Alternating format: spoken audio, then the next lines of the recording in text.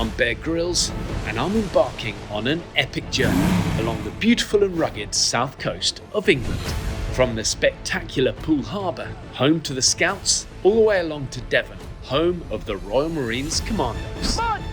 I'll be travelling by any means possible, by sea, air and by land. That is crazy going over a house. Joining me on the trip are going to be my trusted film crew and a load of great adventure buddies. I'm going to be sharing stories, survival advice, as well as some top travel and adventure tips. So strap in and join me as we travel along some of Britain's most stunning coastline in search of thrills, adventure, oh, that was amazing, and a whole bunch of fun. Go!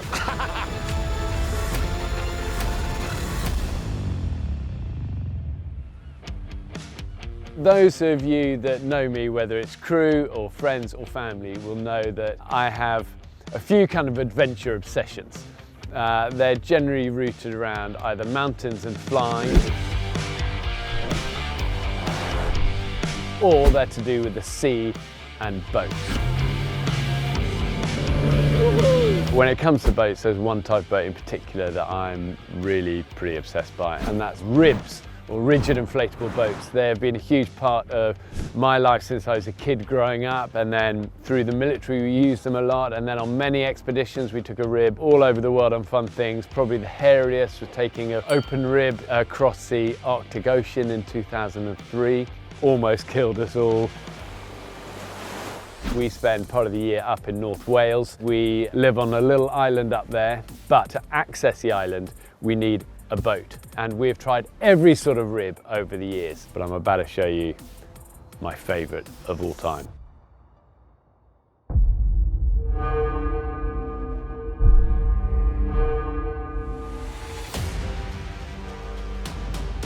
This is what's called a Sealegs. This is the latest one we've just custom built for the island. The key element of these ribs is that they are amphibious. You don't often hear about boats that can drive on land and water, but this is one of them. So here we go, come with me. As you can see, you've got this great big kind of wheel at the front, and you've got two wheels at the back. This changed it for us because it meant we could just bomb in from the island, press a button that I'm going to show you in a minute, the wheels go down and we can just drive along the land. So these normally on ribs are inflatable tubes. These look like just a normal rib, but actually these are made of solid foam. They can't deflate, they can't get punctured. Perfect. Oh, and the other cool thing is, look, even got a boom pole for you, Pete. He's gonna love this, look. Everyone always says nobody cares about sound. Look, epic. I love it, you got it.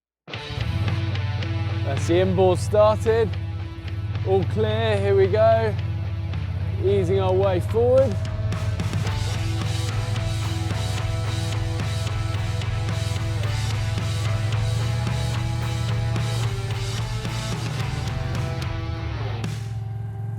Okay, so you can just feel there, the boat starts to float, and that means we're now, the wheels, we can disengage those. We press these buttons, and you'll see the wheels coming up, and then the same at the front. So then we can turn the inboard off and turn to the outboard. That's engaged, and here we go. So let's open her up and you'll see what she's like.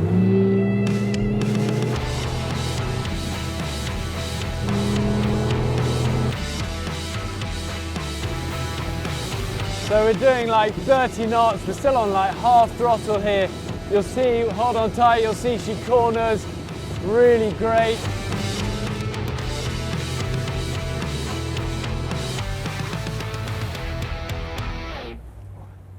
Okay, and then for coming out, again, approach with the outboard.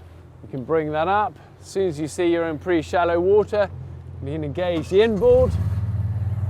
Start to put the wheels down, here we go. You'll feel it start to lift up. Bring the stern ones fully up and then we're good to go.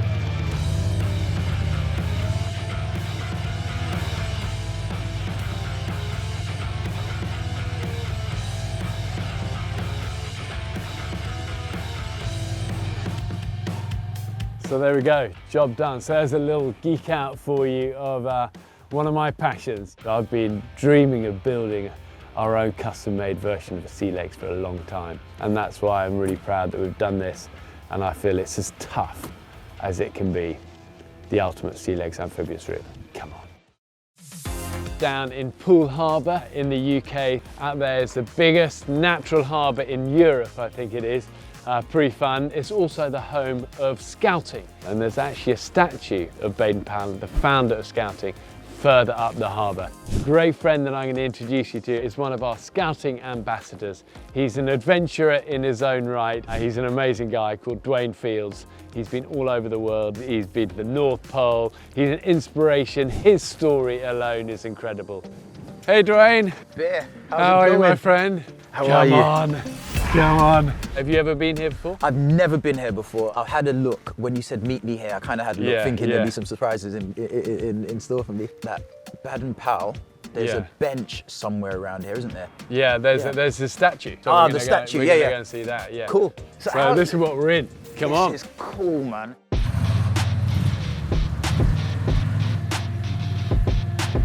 This is nice. This is nice. The three-point turn. Well, you've got the biggest space to do a three-point turn in history. I know. Even I can't hit anything. Yeah. There we go.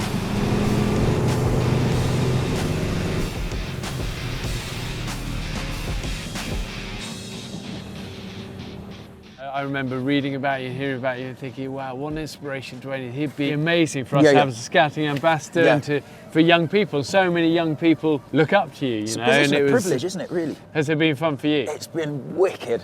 It's been I think absolutely kids brilliant. are always inspiring. Yeah. Kids who want to kind of, you know, change your world. You want to get them empowered, inspired, and get them riled up and get them thinking, ooh, I want to go outside and get dirty, I want to get muddy, I want to climb that tree, or I just want every single kid to have that same fun and learn from that experience. It's brilliant. Yeah. And that's what scouting's about, isn't it?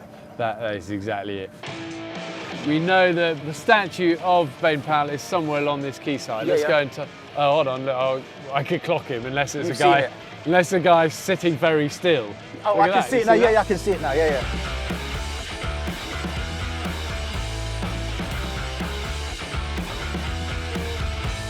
So here we go, Dwayne, this is it, the great man. Yeah. Who'd have thought it? He looks like just anyone. It could be anyone, couldn't it? Well, I think that is, therein is a gem of scouting. It's all of us, you know, and I love that. The scouting movement is 50+ million worldwide. Yeah. And it started with this man. Yeah. I'm a scout ambassador, I'm proud of that. That's one of the proudest things I am. I know you're proud of being, you know, chief scout, and I know the other ambassadors are proud as well. I think we should get, at least get a photo. I managed to bring, before I left home, I grabbed a couple, so I got a big crease in my pocket. I'm going to put mine over for unity. I got one here, there we go.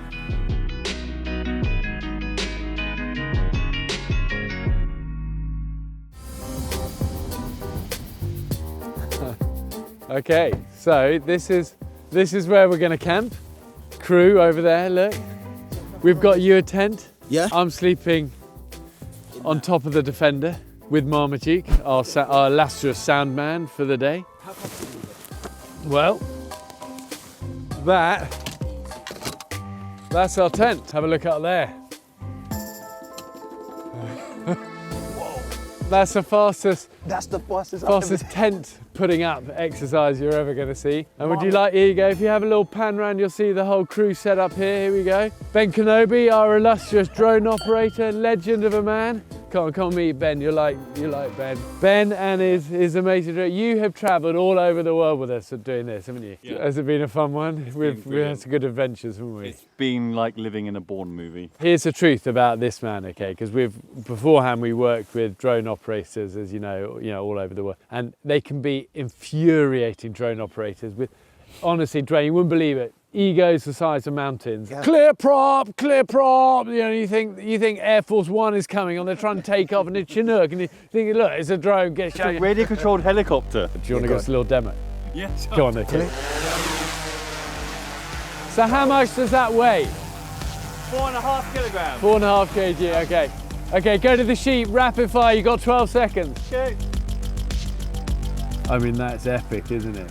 you know, Nat Geo probably won't be calling me about this particular shot. Okay, so bring it to textbook landing, watch this. Here we go.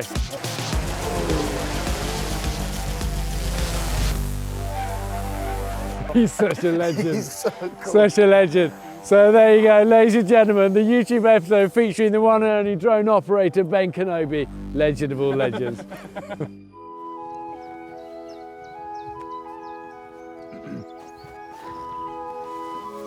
Right, my love. So first night in the Defender, and great. Wow, 5 a.m. Marmaduke, age 15, is quite big now. He's like 6'3", so, you know, so if somebody says a 4-man tent, you take a 2-man tent. If somebody says a 2-man tent, you know, if you're with somebody 6'3", it's going to be quite a squeeze. But for me, heaven, I loved it. Yeah. How do you boys sleep? Very well, actually. Yeah. No, good. Lovely. I had it all blinged out. I had my, you know, laser star shine show going on because, of course, it was a bit cloudy. It's like going camping with your mates. It's pretty good, actually. Yeah, a few bottles of Prosecco and I slept like a baby. How was your night, Jess? Oh, it was a bit cold, but Was it? we're fine, yeah. You have the electric blanket on. No, I wish. So I'm just drinking tea in the field now with some good people, and it's turning out okay. Could be worse. Could be worse, yeah, absolutely. After a campfire breakfast, it's time to start the day in the best possible way, with a freezing cold dip in the English Channel. There's our pool. And there's nature's swimming pool. Yeah. Wayne, look at that, look. It's incredible. Okay, let's find a way down here. Yeah. I'm slightly regretting not bringing the down jacket, the big down jacket. Yeah. Just have to dress really quickly afterwards. Remember, whatever we climb down, you got to climb up. Yeah. When you're wet, cold. Miserable. Okay, look. Oh dear. Oh, come on, this is pretty cool. I mean, the last thing you want to do is start putting your fingers in. You don't want to. You want to It just is go cold. If you straight in when touched you're it, going in. Touch it. It's freezing. See, don't tell me that. I'm going to have a pee to warm it up. Not in the pool.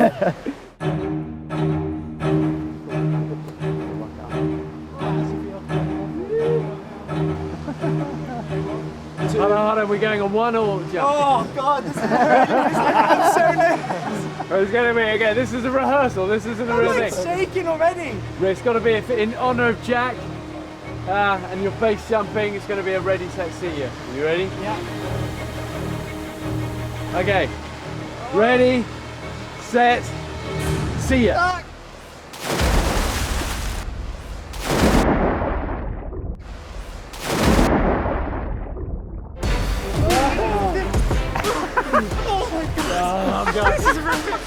Remember, the first minute is the worst. Why would you do this for fun? This is horrific. Drag it like a meltdown point, you know. Go on, hold tight. Once you're over the minute, it gets better. That's just the blood leaving your body. Keep on it. Get the breathing right. Go under. How are you feeling, Dwayne? Once I get my breathing right, Yeah. breathing's so important, then I feel like I'll be okay. Check the clock. Oh yes. Freezing. Absolutely freezing. I've never done anything like that. Thank you very much. Now I'm feeling the benefit of it because I've got out and I feel lovely and warm with no clothes on. Other than that, it was actually quite fun. I don't think I've been challenged like that for quite a while. So use it now. We'll get dry, get warm, get moving, and then we'll be fine. And for the behind-the-scenes extras of the crew jumping in, tune in next week. Actually, you might be waiting quite a long time for that one.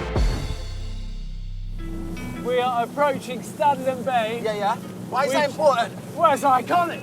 Tell me This more. is a bit of, you know, British history right here. This is where they came to rehearse for the D-Day landings, 1944. Yeah. And they had Churchill, they had the King, Yes. they had Monty, Yeah. they had the first Sea Lord, all the top people. Top brass. And they all came down here, and Yeah. what they wanted to test was if they could float their tanks with these big inflatable collars, Yeah. float and drive them ashore and then drive up the beach. But what happened is that actually it went really wrong.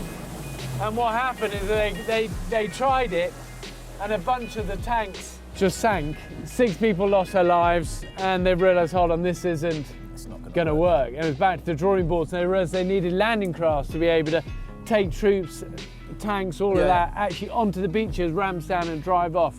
If we hadn't have had the good preparation Yeah. and realised, hold on, the tanks are going to sink, D-Day would have been a disaster. So the rehearsals did it. Operation Smash was here, and it's iconic. Disasters happen, whether it's Operation Smash or whatever, disasters happen in a heartbeat. And I thought we should go through some first aid. How are you with your first aid? So I have my wilderness first aid level 3, but a refresher is always good. The thing is, we all need refreshers all the time. Yeah, and no. as Scotty, our safety guy, would say, the days of just having a certificate are over. You've got to be always improving, always learning. We're going to do a little drill. Cool. We need a willing volunteer, somebody on the crew. What we need is somebody with clear orange facial hair. I mean, there's a good candidate there. What board? I don't want to do it. The trouble is, after your first aid revision, Dwayne, I'm not feeling particularly You're not about being doing this saved trial. by me. Oh, wait, the choice is Pete Lee saving you or... Yeah. Okay, hold fire team, here we go. Ready? I wasn't a volunteer. Made me do it.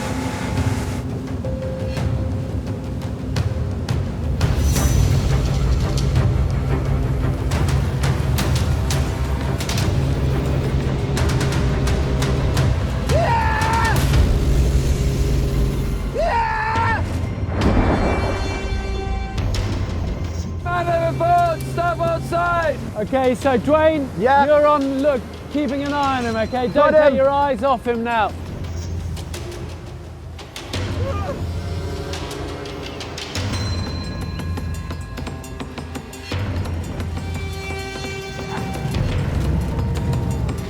Right, he's moving, so we know he's all right. Freezing cold. Actually, Okay, you got him, Dwayne? Yep, I've got him. Okay, we're Shall I take this alongside, from we're him? upwind, engine is off. Engine's off. Here we go, 1, Two. 2, hold on, we give him a little dunk first, but not under, some. 1, 2, 3, and here we go. And 1, 2, 3. Okay, let's get him in first, let's keep There on you here. go. What are we So, going through? Dr. CABC. Okay, We're gonna check for any danger. what does that mean? We're gonna make sure we're not endangering ourselves or we're not putting them in any more danger. I love it. What sort of dangers could there be around Right, here? there could be stuff tied to him that's gonna pull him back in. There could be a rogue wave coming. There could be other ships in our vicinity that's gonna smash us. Perfect, so we're happy he's safe. So okay. we're happy he's on board, he's safe. So we're gonna check for his Responsiveness. response is what we're Chat doing. to him. How you doing, sir? You were in the water for a long time. Can you hear me? No. What's Can your you hear name? me? Come. What's your name? My name's Dwayne. Can you hear me? Are you getting anything from him? No, nothing at all. Next, C, catastrophic bleeding. Does he have all his legs, all his limbs? Has something caused this injury? Has he been hit by a bolt? I can't see anything at first glance. Yeah. Can't see anything. I've had a quick No look. blood all over the No boat or blood, anything, so that's a good sign. A, Okay, we're checking for his airways. airways, Right, okay. so you're How on do we board. check that? I'm just gonna tilt your chin back, open your mouth a little bit, check anything there, get close, put my ear next to him. Can I see any breath coming out? Can I feel him breathing? Yep, Great news, he's breathing. he's breathing. He's Okay, breathing. so airways are clear. Airways are clear and I B. can hear him, I can feel him breathing. Breathing, okay, so that's a B. He's now breathing, and the final one? And the final C is circulation. Just while he's breathing, let me get a quick feel of his neck. Sometimes you can see that, color might be coming back in their lips. That means the blood's moving around. Yeah. That means there's circulation. Feel him. There is a pulse. It's weak, but he's been in cold Can water. you be breathing but have no pulse? No. But so he's can breathing. can you have a pulse and not be breathing? You can do that one. Correct. Absolutely, okay, so yeah. we've got breathing, we've got circulation. We've got breathing, we've got circulation. So we're going to go into the recovery position. And what are the key things for recovery position? Like you were Key saying, things. off pressure Make off the sure chest. there's no pressure on the chest. Make sure his Why is airways that? clear. Because one, it might be difficult for him to breathe at the moment, and the chest needs to be able to expand and Yeah. collapse Yeah. freely. You don't want anything, you don't want his airway trapped. Yeah. I don't know if there's anything blocking it, if there's any puking coming up. If he does need to puke in this case, I want it to be able to come out and flow freely. So his mouth's got to be down. Got to be down. I'm going to just move his hand down and out the way. Yep. Maybe leaning back. There's a couple of us on here. Yep. One of us can keep an eye on him. Yep. Maybe just watch his neck. Make sure we support Watch his head. your neck, super important as well Super with important. casualties, isn't it? Yeah. Yeah, make sure his chin's raised slightly, and maybe one of us, as we go in, calling for help and just observing him to make sure he's all right. Absolute textbook, guys. Come on, look, we got a whole boat full of safety efforts. As a victim, Scotty, how are you feeling? Hold on. What happened? No, I think that was a absolute excellent demonstration. Always difficult under pressure with cameras on, with some of the, you know, top sort of first aiders and responders, safety experts on another boat watching. You're in at the deep end, literally. Very, very good effort. Top marks, don't you reckon, team? Really good. Top marks. Well, I think the two things that remain. One is to get Scott dry, hero, well done. Braving 6 degrees water in winter, great job. And then it's tier medals for Scouting Ambassador Dwayne Fields, come on. Thank you. Ticks all round. Operation Smash, Eisenhower and Monty would have been proud of you. Oh, hold on, we've got one issue. The cameras weren't on. Oh. One more for sound, yeah. Only kidding, big boy. Come on, let's get him dry. We're gonna get Jack to take Ben up tandem. Ben broke his leg last time he paraglided, but he's back in the saddle. He's gonna do it again. You're gonna love this. And a little bit of nerves is always healthy, keeps us all alive, but you're in safe hands. And look at that for a view where you're gonna be flying. Pete, come on. You'd love it, wouldn't you? Yeah, I'd love to. Come on, that'd be so fun. I'd get such a kick out of that. Okay. Sometimes people watch a lot of our stuff and go, you guys are just reckless and dangerous. But the thing is, just to show you how safe we are, we have the Coast Guard helicopter ready to go, hovering, waiting just in case. Okay, guys, well done. You got them into position. That's great. Okay, Carl, let's fly. Just walk a little bit to your left, Bear. Yeah, I'm going to pretend I'm Bear Grylls. Definitely not Ray Mears. Definitely Bear Grylls. Whenever you're ready, Kenobi. Okay. The Force is with me. I am one with the Force. Okay, take a step down, Kenobi. Step down. Okay, step towards Bear slowly. Let go. Go. Beautiful. Woohoo! You're up and away.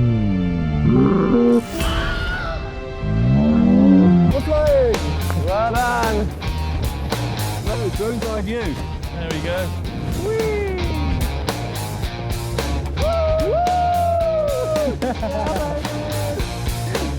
How are you feeling, Peely?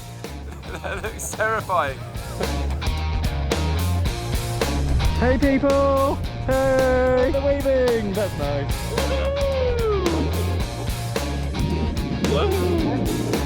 Clean left.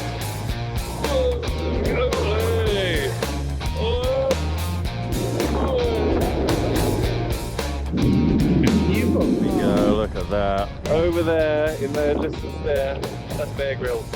Over there, and there.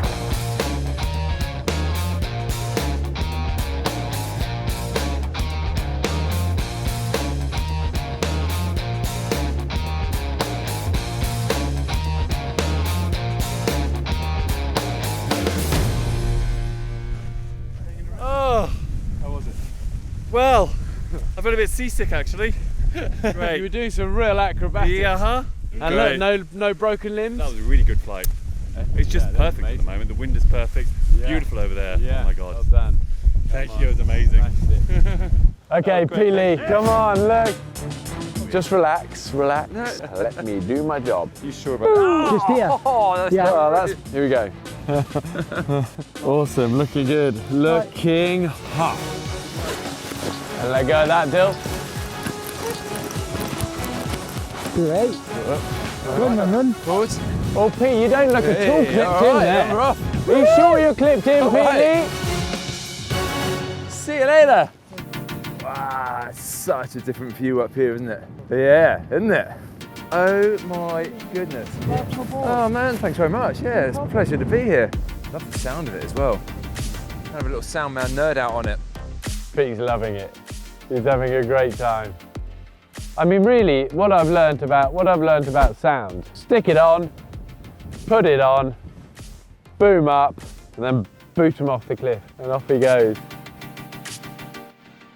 I'm fine. Jack, I'm fine. I just don't have the stomach for that anymore. But that is cool, that is outrageous. Yeah, we'll just stay on our feet, mate, no problem. Sweet. Okay, stand up. Perfect, mate. 3, 2, 1, go. Nice. Well done, Pete Lee. Golden. Well done, Pete Lee. I get it. I get it. What about it? It's just so peaceful. It's just the view changes, but your whole perspective on the world changes up there. And it's just peaceful. And as a sound recorder, it's just a nice. You hear the noise of the wing, and the wind blowing through it. Until he starts flinging it about with the acro stuff. How was that? No, thank you very much, Bear. Thank you, Jack. No problem, That mate. felt very smooth, very comfortable up there. problem. Yeah, I really appreciate you doing that. No problem, no problem. Okay, are you ready? I'm ready. So a really fun way to end the day with a great buddy, bit of acro over the cliffs. I always think, always learning. So for me to fly with one of the best acro pilots in the world, Tandem, is a privilege. You know, it's how we all grow and learn. But above all, for me, the kick. Seeing great friends get to experience this in a beautiful place. Beautiful. There we go, look at that. Come on, smashed it. We are heading out to Brownsea Island, the site of the first ever scout camp that we talked about, and to find out a bit more about this incredible man's life and his upbringing and some of his adventures. But these stories are going to blow your mind. Be ready. So have you ever actually been on that island then? I have, yeah. Yeah. And I was writing my first ever book, and I just got back from Everest. Yeah. I was just leaving the military, and I heard about this island in Poole Harbour, and I thought that would be a cool place to try and write a book. Tracked down the owners, said, could I winter sit it for you? I chop some logs, I look after the place, caretake it. Yeah. And they said, okay, I need a boat. I was walking along the Thames in London with one of my great buddies. I just met Shara. Yeah. Okay, so we weren't married, I just met her. I thought she's a great girl. We started going out. And so I walked along the river path and saw this old rickety fishing boat, like much smaller than this. Yeah. Like covered in rust and weeds and a Bird poo, everywhere. and a little 20 horsepower on the back. And it said, for sale, 600 quid. Bloody hell. And the name of the boat? What? Shara. Oh, really? S-H-A-R-A. No. Pretty unusual name. Yeah, It was a sign. Yeah. It was a sign. So I bought the boat. You and had I to used buy that the boat, boat yeah. to go from there to Green Island over there, which is that little Oh, is that island. one there? That's it. And I spent the winter there and wrote my first ever book on Green Island. And then the fact that I was right Everything next to came together. Brownsea, who would know that I'd go on to become end up Chief as Scout. all of that stuff. So this is a place that's close to my heart. So to bring you here, I love. No, I get a sense that there's something spiritual here. It's a special place, man. It really is. This is Brownsea Island.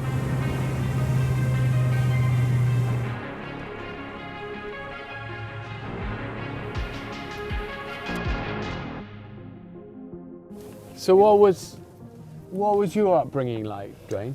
I started off life very free. I started off life as this almost feral kid growing up in Jamaica, had woodlands, fields, forests all around me, and that was a dream. And you imagine picking up that kid and dropping me in London. And I remember it being such a shock to get off that plane, and the entire way home I was looking for the fields and I was looking for the forest, because when you're a kid, you expect hadn't really been to a city? No, never. I mean, I didn't even know buildings had more than 2 floors. Yeah. I had to adapt, I had to change, I had to succumb to what everyone else was and just be like them. And the saddest thing is I carried on that behavior, that process all the way through from that age to 20, 21 years old. And I think it got me in a few scrapes. It got me stabbed. So what happened then? I was out with some friends, and maybe 6 or 7 boys, local boys, to the area that we were in, came into the venue we were at and instantly started some trouble. So I looked at my friends, I said, look, let's just go. You guys go outside, go to the car, I'll get the others and then we'll leave. I went back, got 2 more of my friends, and we started walking down the road to avoid these guys, and they chased us. I decided to stop and try to reason with them. I said, look guys, I'm not running, I have no problems with you. And before I could finish, I felt a stab to my lower stomach, and out of the blue, the car that my friends drove in came. I got into the car, and just as I sat in, I felt, nah, and someone stabbed me there as well. So literally that much more, and it would have gone straight round into my neck. I've had a gun pulled on me. That's the world I grew up in. That's what some of my experiences were. You know, somebody was looking out for you. Yeah. And somebody wanted you around for so much more, and look what the sort of fruit of your life has been, you know, the legacy of so much you've done since has been. And how did you go from that to ending up standing on top of the world at the North Pole? So I was looking for something to do that I can stand on a platform and shout, you know, there's another way, there's other things you can do.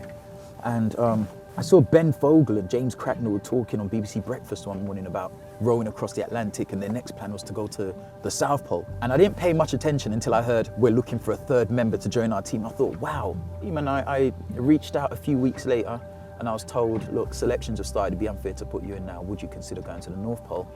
So I just said, yeah. I didn't know what I was getting myself into. I didn't know what training, what equipment, I didn't know what skills I'd need, but I just said yeah because it was a way out. And then how long was the expedition? Oh, what was that like? This expedition was epic. It was 22 days of the coldest weather I've ever experienced. Yeah. I mean, it was trekking 18 hours a day. Wow. It was sleeping on ice. It was waking up and your sleeping bags covered in ice. It was so many horrible things, but it was so great at the same time because I felt like I was doing what was meant for me and what was natural for me. And so do you remember the actual North Pole moment? I remember the moment arriving at the Mag North and looking at it and thinking, damn, that bit of ice looks the exact same as a bit of ice 100, 200, 300, 400 miles back that way.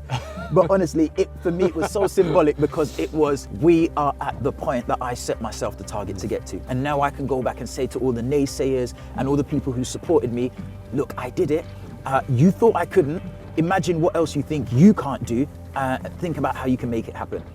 So what would you say to the young Dwayne that's just been stabbed? Young Dwayne that's just been stabbed. Don't wait so long. Go and chase your dreams now. I'd say to young Dwayne, be confident. You are better, you're more equipped, you're more adaptable, you're more dynamic, you're more confident than you might even think. And I'd say that to any other young person out there. And that is what scouting is about. Give Sweet. us a hug. Come on, man. We love Bring you it. very much.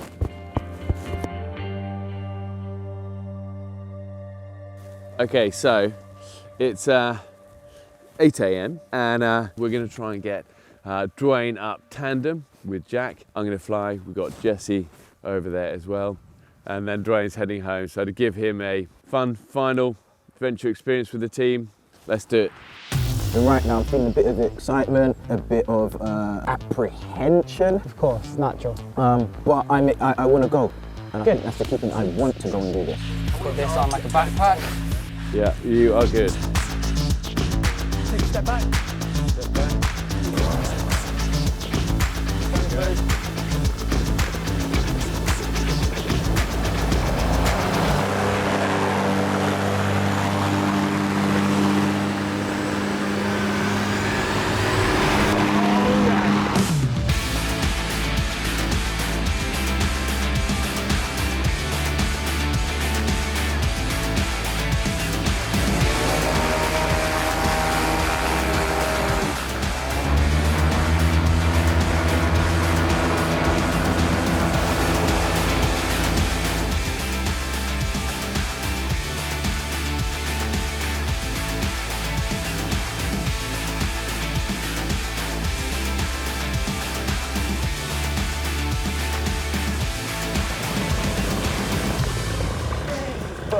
That was something else. There you go, huh? Fantastic. Best thing ever. Smashed it. Oh, that was amazing. It was pretty cool, isn't it? Have I not done this before? I know. Even now, I'm excited. I'm having fun. It was brilliant. Thank you very much. Well done. Jack, great flying as always. But from here we're heading west, still with Jack, my paramotor paraglider buddy. We are on the motorbikes. I'm on this Triumph 1200 Tiger. Jack, tell us what you're on. So this is my KTM 790 Adventure R. Pride and joy, basically. Haven't managed to get out and ride her this much this year, but yeah, can't wait to get on the road. So we're going to be on the bikes, we're heading west. What we're really doing though is looking for fun places also to paraglide along the coast. We got the wings in with the crew in the vehicles. Also guys, we've got to stop at some point to have a cup of tea. We're too British to not have a tea break right now. I mean, there's a lot of thumbs up going around. I think, you know, we've got to find proper, I'm not sure we're going to find a biker's cafe. Where there's a will, there's a way. Okay. And then it's a road trip. Come on, let's get going.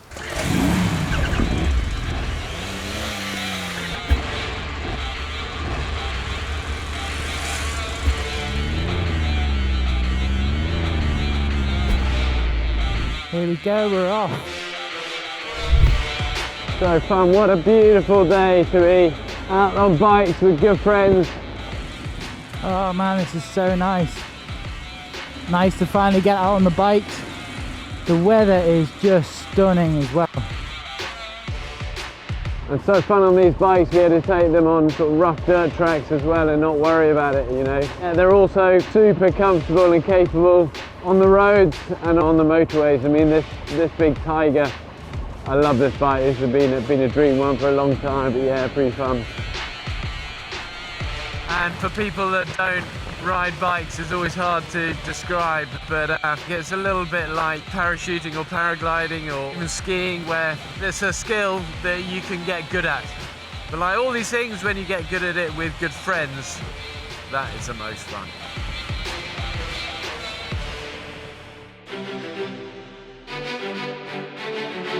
Beautiful, classic old English village here. I love it. Oh, there's Corfe Castle, look at that. Wow, imagine the history to that. Look at it, I've always wanted to see Corfe Castle. Look at that, it's just perched on top of this hill in a valley between two massive hills. Amazing. Wow, look at it from this side. That's impressive. What a place to defend. It's spectacular. There she is, look at that, all the way up there. Beautiful. And I love the fact that I lived here all my life and yet still discovering so many hidden corners. Beautiful, what a beautiful area. So proud of our nation. I love our country. It's amazing that you can have such great adventures right on your doorstep.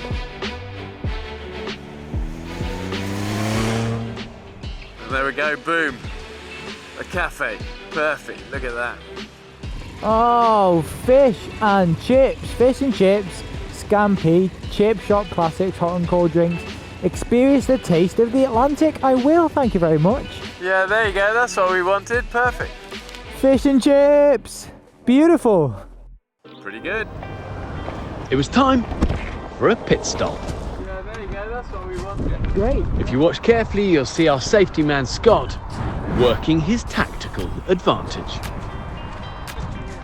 And sure enough, he's first in line for fish and chips.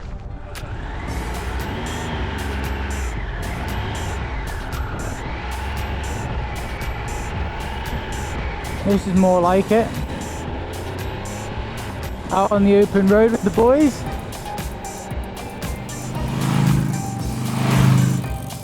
Okay, so we're heading to a place called Stanley Bay. We've heard that there's good paragliding there.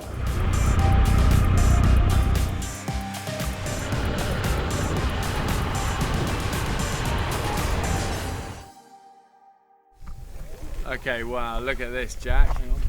What a cool spot. Good bike ride, that was fun, eh? It doesn't get nicer than that, really. No, not really. I mean, we got to pass Corfe Castle. Yeah, it's that's just cool. beautiful. Yeah, so cool. I'd never seen it either. No. I've always seen photos of it. Yeah, if the cameras could just pan away whilst I get off my bike, because I think my legs are fixed into position.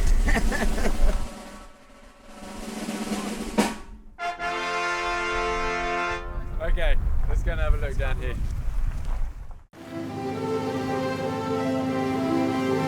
So to those of you that know, Poole Harbour is a place synonymous with the Royal Marine Commandos. I'm going now to visit something that's quite special to many people within the Royal Marine family. It's a little memorial bench that sits and overlooks this iconic harbour as a memorial to a corporal in the Royal Marines called Ian Plank, who was killed in the Middle East fighting insurgents and terrorists. He was killed alongside a great friend of mine who was also shot during that incident but survived. This was in 2003. I'm going to go and see it with my good friend Scott, who also is a former Royal Marines Commando, but most importantly is a brother-in-law of Corporal Plank, of Ian, whose memorial we're going to see. So this is, I guess, an emotional, special day for you as well. You know, it is actually, and I've never been to visit it. I've always meant to, and I've known it was there, but it's just a nice opportunity to go and see it. You know, Planky, as we called him, big man, big smile, a big personality, and a massive laugh. Amazing guy. So it'll be nice to see it. Where is it, on that grassy? Yeah, just over here, yeah. We're going to test the Sealegs here, get the amphibious wheels down, drive it up the beach. All tight, here we go.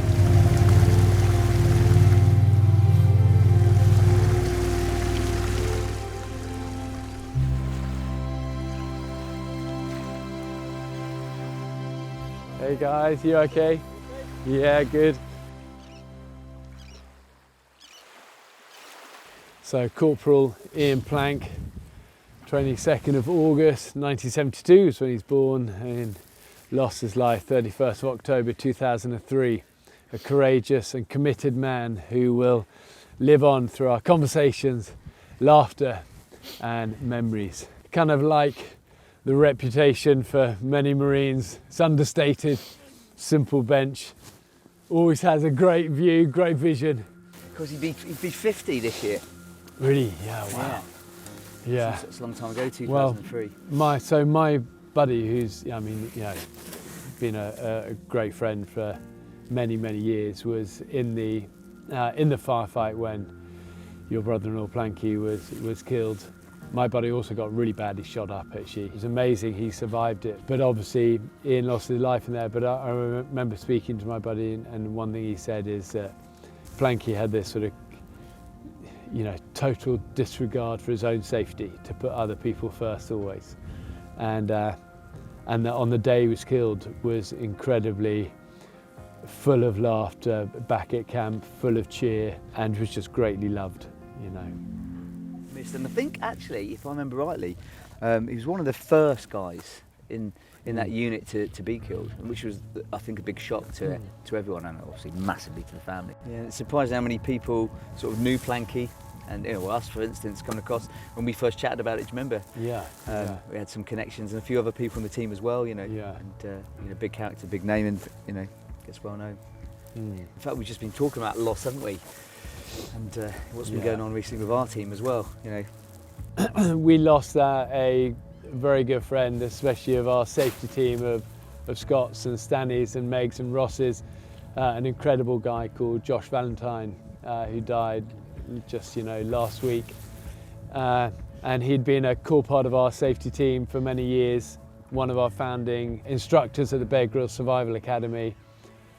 Like Planky, you know, a true sort of rock, understated, modest hero, stronger than all of us put together, and just died tragically too young. Yeah. And that one is still very raw for people, isn't it? It is. And, I just sitting here remembering, in fact, Planky's funeral. We did it in Poole, at their crematorium just up the road. You couldn't get in the church. You couldn't even get in the car park. It was just packed with hundreds of people, and we're standing outside. And suddenly just heard this roar. What's that? You know, and it might be an exaggeration now. I can't really remember. I just remember looking out and seeing this Hercules, these helicopters flying in at about roof height. It looked like roof height. And I thought, first thing is, how do they get permission? Someone's going to be in trouble. Someone's getting fired. Yeah. This massive low pass. I mean, it came over Poole town centre, and then over where we were having the funeral. You know, and a roar. I thought, oh wow, you know, only that unit can jack up, and break those many rules. You know? And wasn't there some story that the council at one point removed or tried to remove this? Oh yeah, do you know? I think the bench got taken away by the council to. This is what I hear anyway. I don't know how true it is, but it got taken away by the council to be renovated, but they decided not to put it back or something like that anyway. And I think the lads meltdown at the camp. Big meltdown. The lads were going to do a special operation to go and, you know, raid the council offices and recover the bench. But you know, I think they've got their own memorial now at the camp as well. Well, I know certainly, you know, my great buddy who was alongside Planky remembers him so fondly, and we're above all so grateful for good friends. You know, I'm so grateful for him. I'm so grateful for you. We remember Josh so fondly, and so grateful for our safety team that have, you know, we've all sustained each other, I think, a lot over the years, and that's something I really lean on every day. It's nice being here, actually. Yeah.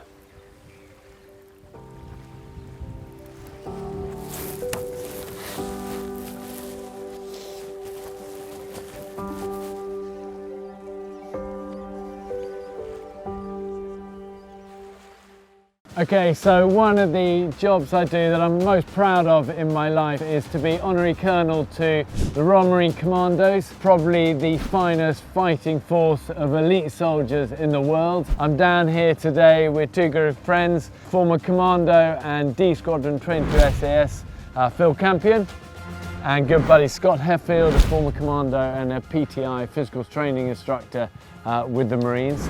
Behind us there is the legendary Commando Training Centre Royal Marines at Lympstone down in Devon, a place that I imagine both of you guys brings back lots of memories, not only good but probably a few bad. I've got fond memories of that. It was tough, but it was fair. You know, you got what you came for in there, didn't you? Well, the Commando qualities, as these guys know, of courage, determination, cheerfulness in adversity, that ability. Anyone can have a good time when it's all going well, but you learn about people when you're tired and cold, whether you're up a mountain or whether you're on Woodbury Common over there or in the camp. And then finally, selflessness, that ability to put other people first. And those four qualities are something that are drummed into you from day one in this camp. You're always about, you know, looking out for your oppos. Selflessness, cheerfulness and adversity, courage, determination. We're going to go a mile down here and we're going to yomp, or which kind of speed march mix of speed march and running the last mile into camp. Scotty, just tell us about this lane and the name of this lane. Well, almost every run that you do or speed march finishes here at Heartbreak Lane. So you know when you turn out of Woodbury Common, where most of the training is at Woodbury Common, you hit this lane, you know you're a mile or two from home. It's very close, and then halfway down there's a surprise to help motivate you, and you know it's not far to go. That last little push. Well, we're going to do the last bit. We're going to go to the place that is a surprise, and then we're going to finish back here. Ready? Great. Okay, here we go. We better get in step first of all. The trouble is with the old Royal Marine pace, it was quite fast. The walking was almost as bad as the running. You remember this, Phil, don't you? I do remember this, you remember it. You knew Lympstone was just up there. This is the last bit. You've been on exercise for 10 days, 18 days, whatever it is. You've run 4 miles, 6 miles, 8 miles, 10 miles, whatever you've done, and this is the last bit. Left, right, left, right, left, right, left. Break into quick time. Quick march. Straight back into it again. And it's that classic voice, isn't it, where, as you say, it's not shouting. PTI's job to keep you now as a team together, and you see this, you look up, and the PTI brings it to your attention. You see that sign, it's been there forever. It's only pain. 500 meters to go.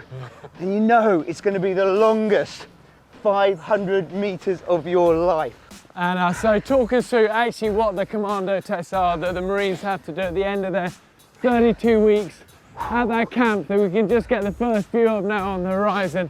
It's not just the Commando test, you've just come off the longest, hardest exercise. 10 days it used to be in those days, yomping, 10 miles, 12 miles, 20 miles with full kit. You've hardly eaten, you've hardly slept, your body's run down, you're probably the weakest you've ever been in your life, and suddenly, the next day, you embark on the Commando test. You do the 9 mile speed march. At the end of the speed march, but you're carrying weight, you're carrying all your full kit, weapon, webbing. At the end of all that, around Woodbury Common with all the tunnels, all of that. You've got the endurance course, which is water tunnels, the sheep dip, big lakes to cross, and then you run all the way back, and the finish is not here either. You come down this lane into camp, right to the bottom field where you have to fire your weapon. You've got the Tarzan assault course, which is the assault course, followed immediately by the Tarzan course, which is high up in the trees. And then the last one, the big boy, the finish, where you're going to see the colonel who's going to award you that coveted greenberry, is of course the 30 miler. 30 miles across Dartmoor, 8 hours, full kit. At the end of it, if you're successful, you get handed that coveted greenberry. It's the end of 32 weeks of one of the hardest training courses in the world. Sorry, the hardest. Sorry, Phil. And here's the finish. Here's the end of Heartbreak Lane right here. PTI here with his stopwatch. And if you're still in the troop, if you're still with the team, you pass. So there you go, summary of the Commando test. And that's a little bit about what it takes to earn that coveted greenberry for young Marines. So whether you've come through Commando Training Centre down here and joined the Marines, or whether you've completed 22 SAS selection, or for me with 21 SAS selection, I think the ethos is the same. As you say, it's about the friendships. It's about that sense of family and camaraderie and a sort of quiet pride inside that you've done it, you know, and it wasn't always perfect. You fell down a lot and you failed a lot, but you got back on your feet. And certainly I failed selection first time, you know, but actually I look at when I passed the second time round, out of the 4 of us that passed it, out of the odd 90 that started, 3 had failed first time as well. It's like, you know, so much life, you've got to go through the failures, haven't you? There's no shame in failure. Well, you've got to go through the failures. It's a doorway, you know, to anything in life. If you want to reach your meaningful stuff, you're going to have to fall down a few times. The only real failure is giving up. Thank you guys for your time, legends one and all. Come on, if you're a young guy, think of joining the military, you will not find a more amazing family than the Commando family down here at Livingston. Phil, you got any ibuprofen? Yeah. I need a brufen.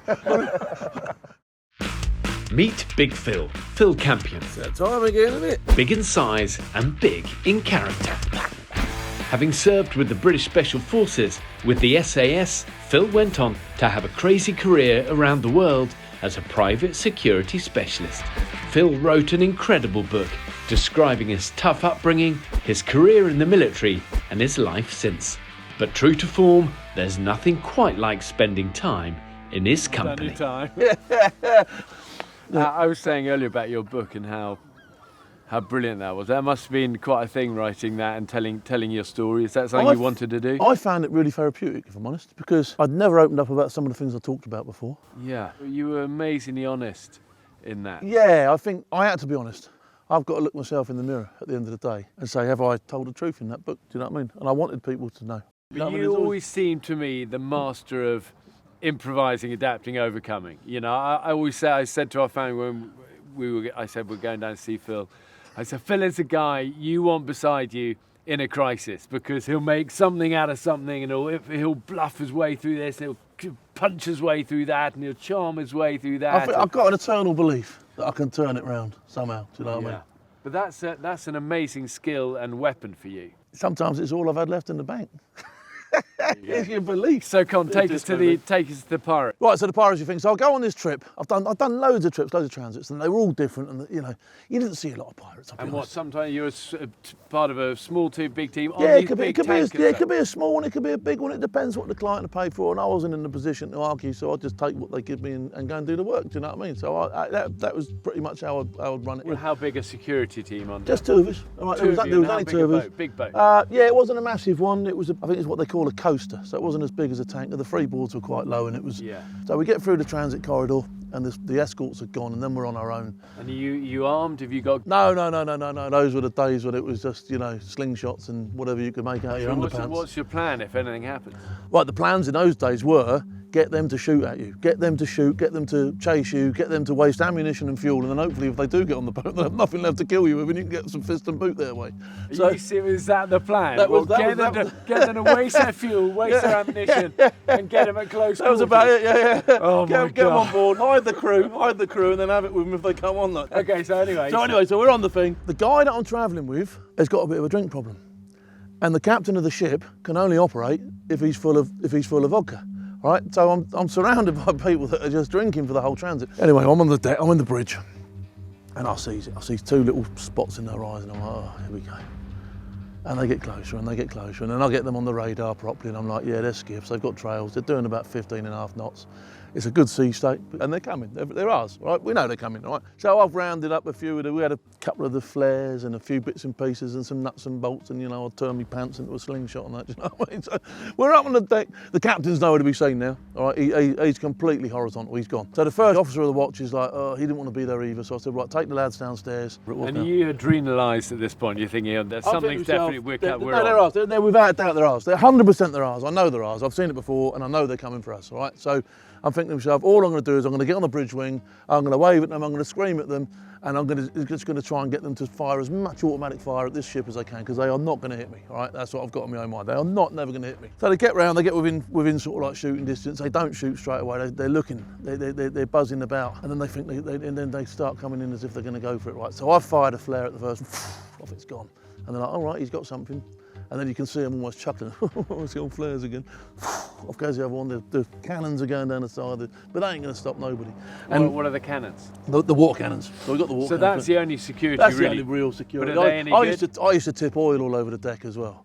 You know what I mean? So if we got on there, we'd have a sort of like Jeremy Beadle. So had you done that? I'd done all that, yeah. So it was all prepped. The ship was prepped, but they were still intent on getting on. And they come alongside, and the guy, I can see him. He's got like a ladder with a hook on the end of it, and he's going to put it on. And everything's gone. I've thrown everything I had at them. Everything's gone. I'm like, they're coming on. Do you know what I mean? Didn't you have some barrel or something you'd rigged up on a rope? I had a barrel on the rope, yeah. All my defences are gone. So, talk us through some of those defences. Well, the barrel on the rope, you know. So what is it? What is that? It was hanging off one of the davits, and it was just a barrel, and it was strapped up. And the idea was, if they got them in the right place, you'd chop it, and it would swing down and hit them. Well, swings down, hits the sod's boat. law. There's only one place it can hit them, and they're not in the place where it can hit them. So the barrel's no good to me. Barrel's done. They're right underneath the bridge And the wing. water cannons, are they effective? No, they give you a good shower, and most of them needed one anyway. So it was. Wow. So now you're out of now I'm down to what can I do? I'm up there. The captain's got this little fridge full of Coca-Colas. It's one of those little ones you get in your camper van, like, do you know what I mean? And I'm like, right, what have I got? Well, the captain's drunk downstairs. Yeah, see the fridge, rip it out, tip the Cokes out of it, because I thought, you know, I still want the Coke, like, you know what I mean? I've run down the bridge wing, I've looked over, and he's there, he's trying to hook on. And as he goes to put it, I yelled at him, all right! And then I tried as hard as I could down the side of the ship, rattled it down the side of the ship, and it hit like the front of the boat. But it done enough to put him off. He must have thought, this geezer ain't giving up, I tell me. Anyway, it hit the front of the boat. I'm not sure if it hit him, but he done enough to turn them away. And off they went, they wheeled away. And then they left? Yeah. Oh, wow. The man and narrow escape. There's an element of luck in some of these shots. Phil, you make your own luck, my friend, and you are a testament to making your own luck. You've got to ride it a little bit. Such a pleasure to spend time with you. We're going to do lots more together. Every time. But for now, hope you enjoyed the one and only, the legend, Phil Campion. Come on. We are going to have a really fun day together. We're going to have a race. Are you ready? You feeling okay? I'm always ready, mate. I'm always ready for this. If there's ever a man who's born ready, it's Phil. I'm going to be in our Sealegs that is parked here, amphibious rib. We're going to launch it. The great thing about this, low tide, we don't worry about. Wheels down, we drive out into the sea. Phil is going to be on the Triumph, on the 1200 Tiger here. That bike to me screams Phil Campion. Big, it's punchy, it's adventure spirit. Triumph is the word in there. Come on, we love Triumph it. Good British is brand. The word in there. Scott, who is one of our core safety team, great friend, also a former commando, like Phil, is going to set us a challenge. So I don't know what's written in there yet either. I know. So we're in blind and we're in deep. Oh, right, so it's a race to Exmouth, okay, Exmouth Beach. It's 27 miles for you by motorbike, 35 miles for you bear. Now, you can't use the GPS, you're on the bike. You're going to get lots of spray and soaking wet. You can't use any of your equipment, so we've taken the time, at no expense, none, to make some maps for you, okay? Now, they're highly detailed.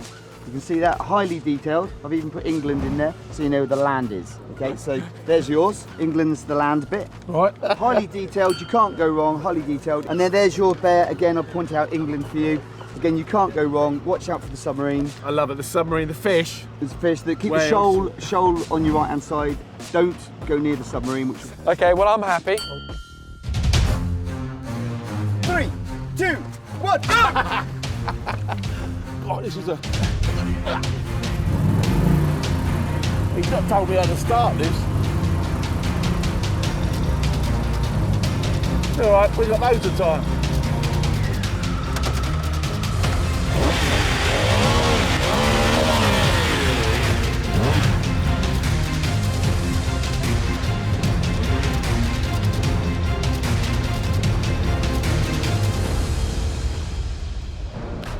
Beautiful part of the country, this. I'll tell you one thing Bear hasn't got, the width of that field. Woo, that's fruity. Well, I'm definitely not going off-road round here. Unbelievable. Oh, that 6 gears gives it some legs. What a great bit of kit. The only thing really missing off this bike is a karaoke machine. Don't blame it on the sunshine, don't blame it on the good life. Well, he must be clocking on in front of Bear now.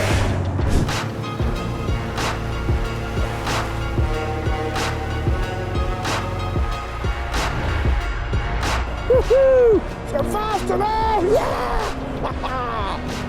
He's got no chance. So that's a technique we call bollocky buff. I think Phil's gonna fill on those country roads with no map and a few sheep farmers around and roadworks and that cafe. As soon as we flag, don't stop at the cafe, Phil will be stopping at the cafe. I think we definitely have time. Nice swim, bite to eat on the boat. We've got this. We're straight lining it. We don't have any wiggly roads. Exactly. Come on. I think we've got as long as you want. Phil will never be able to drive past the cafe.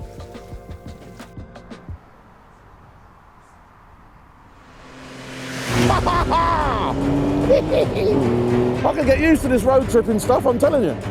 There's no holding me back. Not today.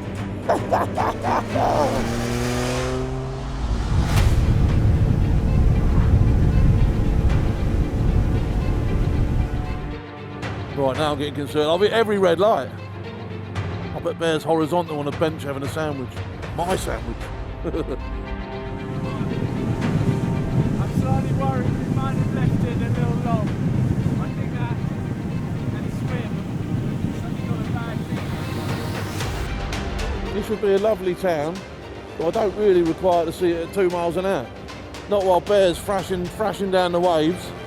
Oh, I didn't think there's going to be this much traffic.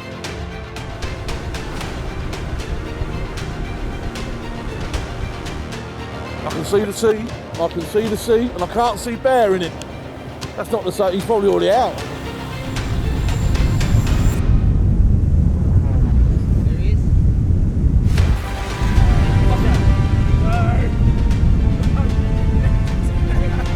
I think he probably hit rush hour. Start thinking some excuses, Scott. Weather. Sea state. I've never known anything. I've never known anything like it.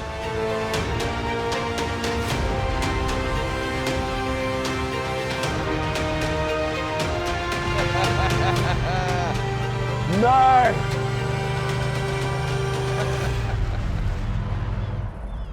How have you pulled that off? Only just. And I'm telling you what, there was traffic, there was, you name it, it was there today, it was there. I'd actually conceded, by the time I got in the corner, I thought, no, this is second place for me today. So how long have you been? Have you literally only been here a few minutes? Not long. Long enough to sort myself out of an ice cream. Well, respect where it's due. Our error was, the error was stopping for a swim and lunch. You had a swim and lunch? That was the Now, error. see, there was nothing open. I couldn't even get a pie. I couldn't get a pie breakfast or nothing. What about the cafe? No donuts, nothing open. So, oh, really? It's all shut, isn't it?